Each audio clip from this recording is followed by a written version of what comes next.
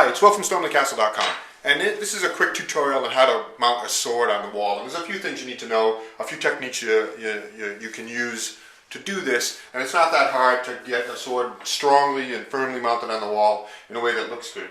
And you just need a few materials and a few tools, and I will show you how to do that and how I did this. What you generally do is you will buy a wall mounting kit that only costs, maybe, depending on the type you want, $5 or $10 or maybe $15 for swords, and it comes with the hardware you need, the screws and the anchors you need to mount that sword on the wall. And so here's the sword here. It's mounted on this wall, and what I have here is I built an artificial wall so I could show you the back of it and how walls are constructed, and so you can know how to do this. Okay, so let's take a look at the back of this wall, this false wall that I built. And I wanted to show you a couple of things that you should be aware of when you're mounting a sword on the wall. Typical home construction is these 2x4s, these vertical 2x4s are 16 inches apart. So you're going to want to know that when you're putting in the anchors for the sword mount. And another thing to look for is there may be electrical work in the construction, and you want to watch for that. For instance, there's a switch here that's on the outside. There's a switch. It goes down to a plug down there. We can take a look. There's also a plug. So there may be wires in your wall, and you got to be aware of that. So when you're drilling, drill carefully and watch for that. And you may want to stay away from any switches or plugs.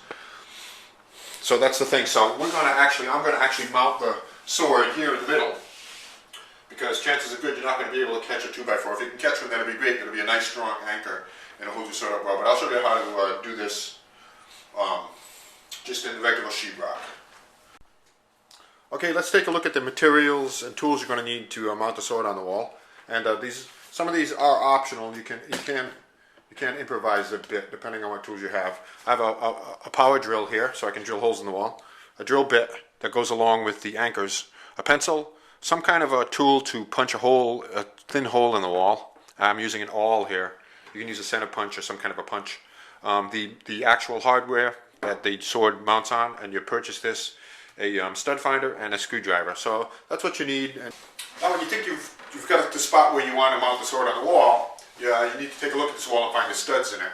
We're going to use a stud finder here to find the edge of the stud. And right there is where my stud starts. Now we'll go look at the other one. And there we go. There's the other stud right there. So what we have here is our 2x4s here, and now we're going to actually mount the sword in the middle here, so that means we're going to use some special anchors. If you were to mount the sword right to the 2x4s, you would just need screws, would be fine, because you'll get a nice solid hold. But I'm going to put it in the middle on the sheetrock, so we want to use special anchors, and I'll show you those on how to. We've determined now, if you don't have a stud finder, they're actually pretty inexpensive, you can get them cheap. But if you don't have one, oftentimes you can tap and hear the difference and figure out where your studs are. Once you've found one, you can measure off 16 inches to find the next one. Now, most sword mounts come in two parts.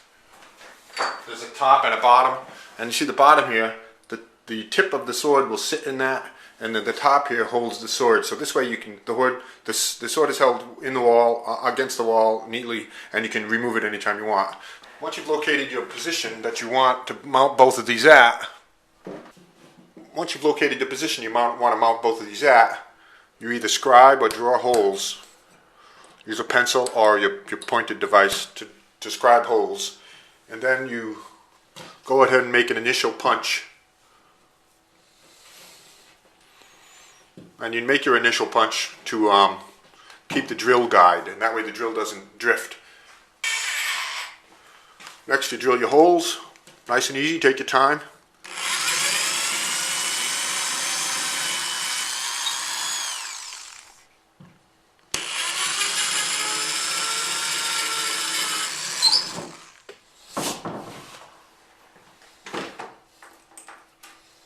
Now what happens is you insert the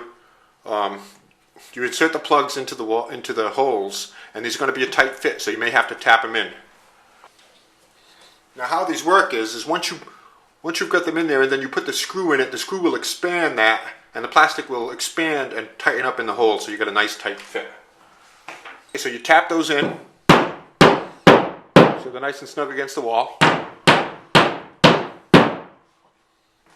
And you do the same for both the top ones and the bottom ones. For both the top mount, and this is the top mount here. And do the same thing for the bottom mount. And you may want to run a plumb line down this to make sure the sword is nice and straight. That the top holder is exactly above the bottom holder. Now you put the mount up against the wall and put the screws in it. And tighten them down. And you'll feel it as you tighten that in, the plastic will expand and it'll tighten up nicely. And it'll hold nice and snug in the wall. Now there are several different types of, there's quite a few different types of wall anchors that you can use, and some are better than others. But the sword mounts that you buy will come with wall anchors, and you can use those.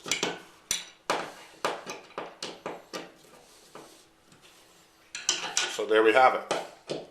It's all set. Now we do this. Now I'll do the same thing for the bottom one, and then I'll show you the completed project. And there you have it. The sword is mounted on the wall.